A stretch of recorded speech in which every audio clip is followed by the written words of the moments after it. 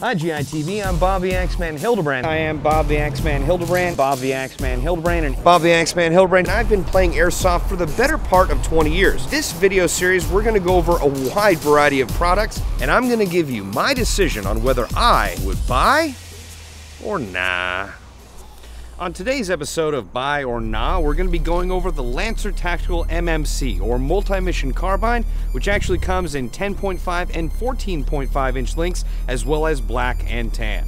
Now, just a forewarning, this is actually a prototype version of this gun, so details about this gun externally and internally are subject to change before it comes to the market. Also, I've got a bunch of different accessories on here, which is how I would normally kit it out if I were going to use it in a variety of environments, such as a flashlight with a pressure switch, some rail covers, as well as a micro red dot with a sight riser. So without further ado, let's get into the gun. Externally speaking, you're going to get a gun that has a high-density polymer upper and lower receiver, which is going to be a lot more rugged than the entry-level Lancer Tactical models. You also have a monolithic upper rail, along with rail segments on the left, right, and lower portion of the front of this rail. You also have flip-up front and rear sights. You also have a crane-style stock, which I've installed an 11.1 volt LiPo battery. We also have a functional charging handle, as well as bolt catch. Now, the prototype model of this gun does come with a flash magazine, but again, that could be subject to change. You also have sling mounting points on the rear of the receiver. Without further ado, let's get into the internals right now. Internally speaking, this gun does feature a full metal gearbox, steel heat-treated gears, 8mm steel ball bearings, a reinforced polycarbonate piston with steel teeth rack. You also have a polycarbonate ported piston head, a polycarbonate air nozzle with O-ring, and a reinforced tappet plate. In addition to that, you also have a low resistance wire harness with gold plated motor connectors.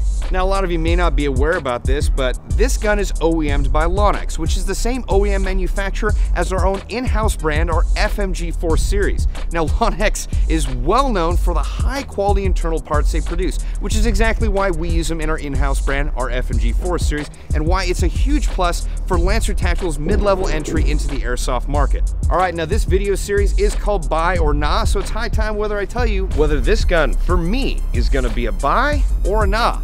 Well, this gun for today is gonna be a nah. Now, that being said, there's very specific reasons why this is gonna be a nah, and a lot of it comes down to, like most everything in airsoft, personal preference. Now, one small thing that I find is a small disadvantage with this gun is that, you know, it looks like you can attach rail segments here. However, there are very few rail segments on the market that you can attach in these slots without modification. So because it's a little bit more difficult to get slots you can add on to these specific segments here, that's a small disadvantage from my point of view.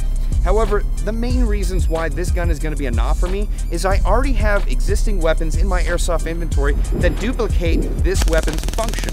I already have two M4s, I have two AK-47s, I have a Galil, I have an M16. That's not even counting my SMGs, my DMRs, or my pistols. So that being said, you know, I already have guns that duplicate this. However, you know, I would be open to picking up another similar gun to triplicate that function if I had the room. I don't have unlimited room in my small apartment. So that being said, I'd love to have this as a loaner gun because it rocks right out of the box. It's incredibly competitive, which is what I like about the Lancer Tactical brand. A lot of their guns, no matter the price, are competitive right out of the box. That's one of the big questions we got about their entry-level guns is, are they as good as you say they are? And in all honesty, as soon as we got them, we took it out to Tac City and just rocked house right out of the box with their entry-level gun.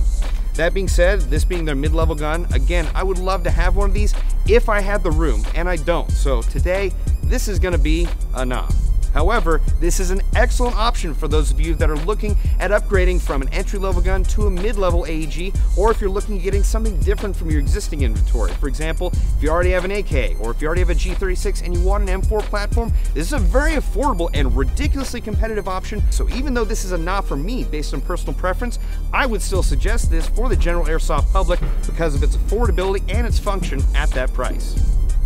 Alright, well that's going to be it for this edition of Buy or Nah. So let us know what you think about this video in the comments below. Hit like, hit subscribe. You know, let us know what you think of the gun. Let me know if you think I'm full of crap.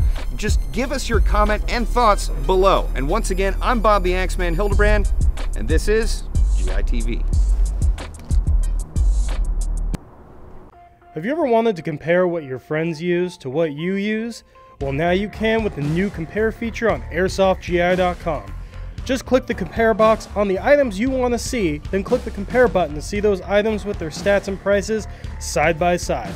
So be sure to check this out and everything else we have to offer at airsoftgi.com today.